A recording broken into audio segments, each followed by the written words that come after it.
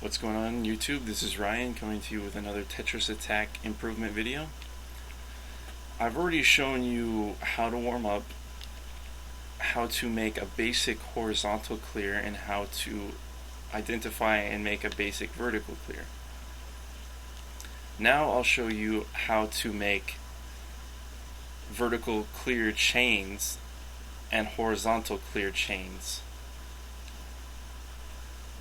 Making these chains requires much more practice than just identifying them, but these lessons build on each other, so don't attempt to do these until you feel very comfortable identifying and creating basic horizontal and vertical clears. Basically, to do a vertical clear chain, you're going to be doing multiple vertical clears on top of each other. Obviously, this will require you to be looking ahead of each block that you've identified that will clear to see the next one that will fall and catch it, or arrange the blocks below so that it ends up being a clear. So we're going to focus on vertical right now. I know that sounded kind of confusing. Let me show you by example. If I clear these reds, a star will fall, and I'll catch the two stars. I'll catch that star with these two blocks. But because of the extra space that I will have made by doing this, I can also put this red that was right next to it on top, and the red will fall down and I'll be able to catch it with these reds below it. Let me show you what that looks like. Now as it falls down, I'll catch the third one. As you can see, I made a 3 chain, but I kept it vertical. You see, like, the whole idea was to clear it in a vertical line. So I'm only focusing on trying to arrange these so that they end up clearing on one line. Here's another example. I preset these two reds, and I'll clear this line of purples here, so that this third red will fall down and catch it. You'll find that when you're starting to do these vertical clears, presetting of blocks will help you tremendously. So I highly encourage you to get good at that as well. Presetting, all that means is just arranging them so that once you start the process of the chain, that there'll be less work for you to do initially, because you know what will fall down, and will give you more time to think later. Here's another example. These two purples and this purple. On top of it, I'll preset 2 blues so that I only have to catch it with 1 blue down here. I've caught it. I'll move a green and another green and catch it. Now let me try and orchestrate a bigger example to show you. You'll be using the speed of moving blocks and trying to preset them as much as possible in order to do this. There's a 4 chain. Basically,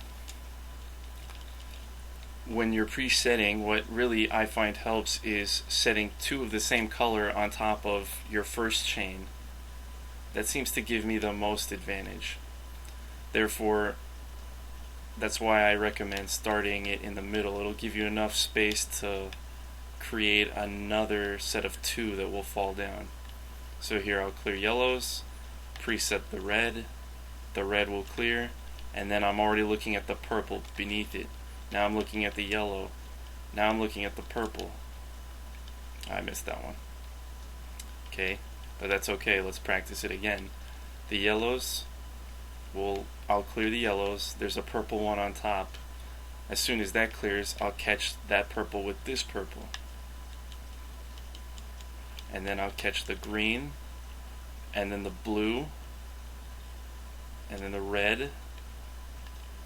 Those were horizontal clears, but let's try another vertical. I'll preset these greens on the bottom this time, clear the yellows, the red is on top, so I'll catch the red, and now I didn't bother with that one, but that's the basic idea for vertical clear chains. Now for horizontal clear chains, it'll be a little bit more difficult to show you, but I'll do my best. The same thing applies. You'll want to preset as much as possible when you're trying to do this. And you'll always want to be looking around the diagonals of the blocks that you're clearing for things that you can add. Since a horizontal clear lets 3 blocks fall, you have a little bit more wiggle room, which makes them a little bit easier to continue a chain. For instance, these 2 blues and this yellow will fall down when I clear these 2 blues. I see blues beneath it, so I'll combo with that. Missed it. Let's try this again on a new game.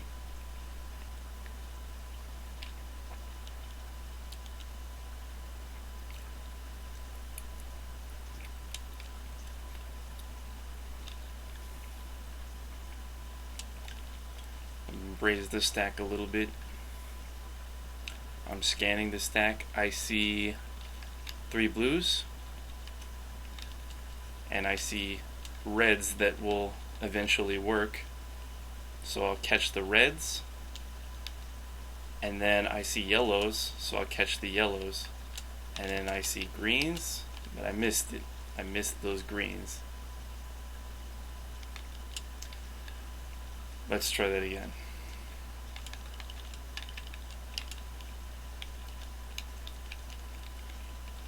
The blues. When I clear these blues, a stack of 2 purple will fall. I see 2 purple beneath it, so I'll preset it. Catch the purples, and now that blue on top will fall. I'll catch these yellows, and that was the end of that chain.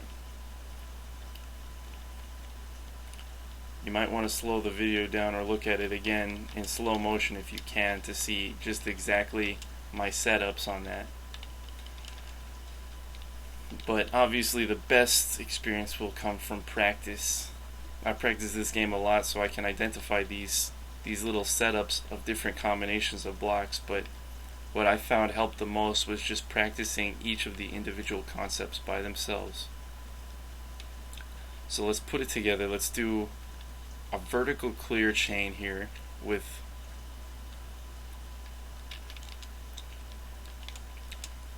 whatever I can find.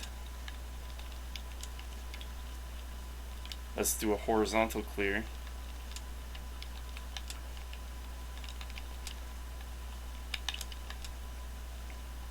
With whatever I can find. And we'll move into a vertical clear and now a horizontal clear. And we made a 7 chain. If we can identify them quick enough, we can combine them together and make a larger chain. Here's a horizontal clear. If I wanted to, I could have brought that purple and made a horizontal clear here. I hope that helps. I can't stress enough how important it is to practice each one of these by themselves before you start combining them. It'll be much easier that way.